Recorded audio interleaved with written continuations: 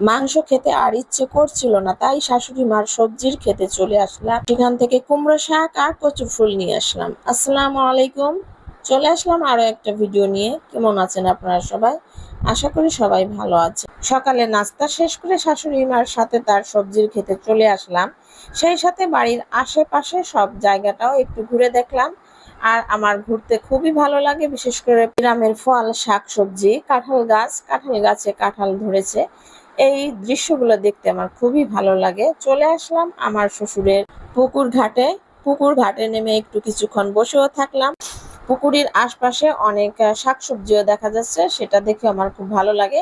আর আমি তো শাকসবজির পাগল বললেই চলে। যেখানে দেশি শাকসবজি দেখি সেখানে তো আমার দেখতেও ভালো লাগে, বসে থাকতেও ইচ্ছে করে।